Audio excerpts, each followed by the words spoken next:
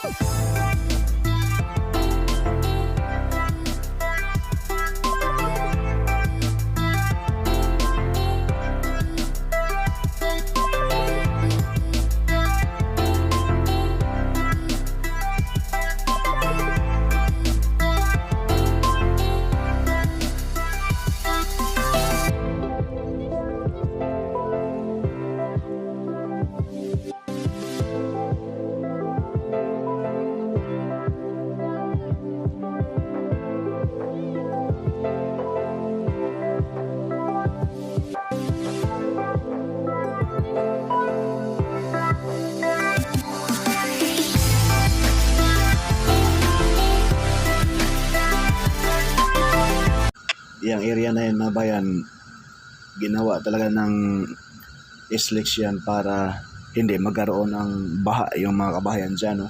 Pinaganda ng SMC yung mismong mga drainage dyan para sa daluyuyan ng mga tubig. Sana all. At yung mga kabahayan dyan, mga bayan, ay wala ng baha dyan dahil talagang nilalima ng SLEX itong mga drainage sa mga kabahayan na madadaanan nitong alignment nitong SLEX TR4. Kaya iwas baha na po yan, mga kabayan. Ayan po, full blast na po yung paghukay dyan sa area na yan. Pagtambak pala dahil yan na po yung dulo, yan na po yung concrete box culvert. Sana all mabilis ang biyahe.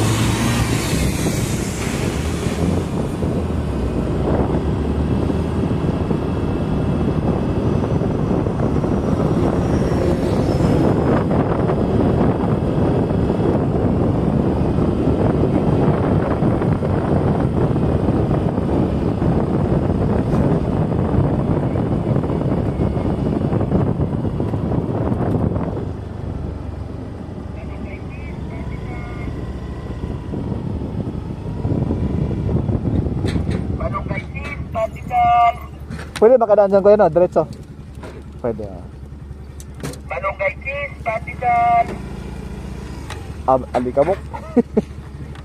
Balot na balot tayo ito. Cheese, patikan.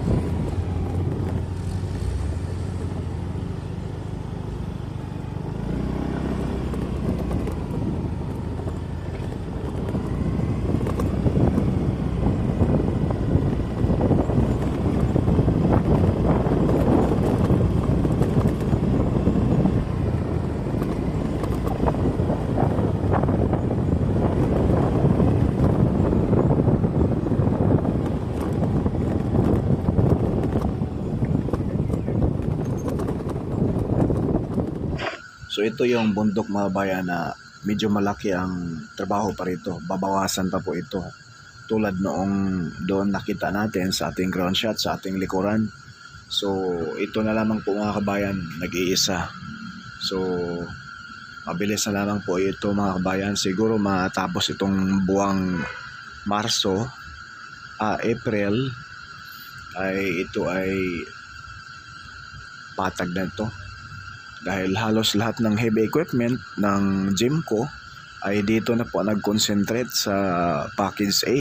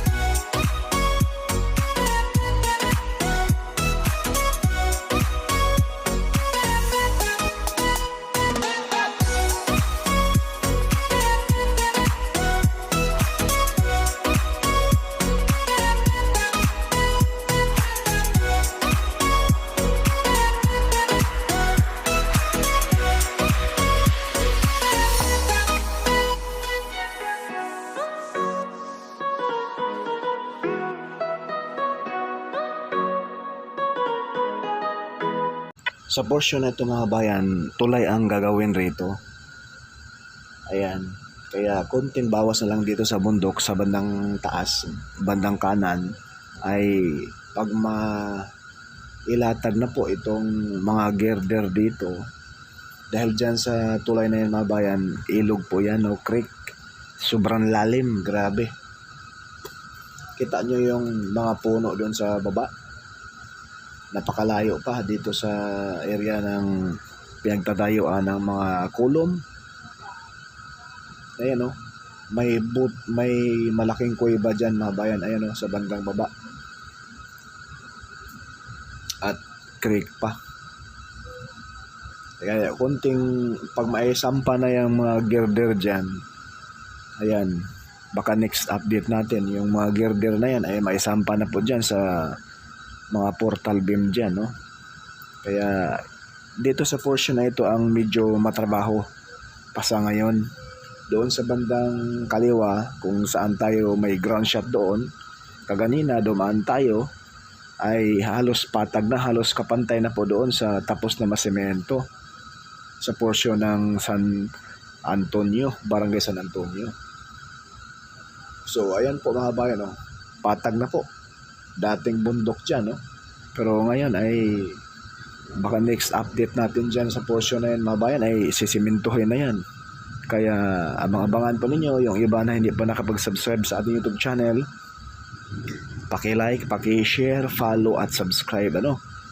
Paki-hit na rin yung notification bell mga bayan, yung all, upang ma-notify kayo pag may bagong videos tayong may upload.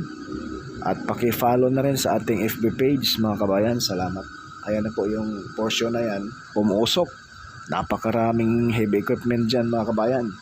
Dyan po tayo dumaan kaganina sa ground shot natin.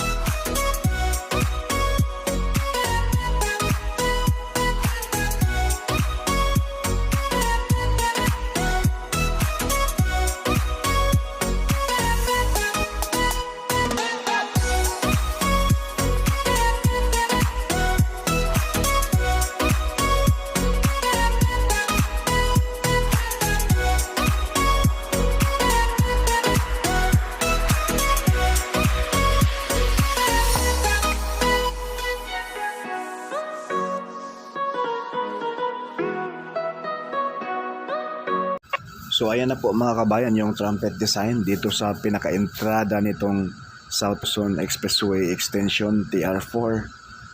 Ito po ay sakop po ito sa barangay Saimsim, Calamba City, Laguna. Masisilayan po natin yung mga heavy equipment sa baba mga kabayan.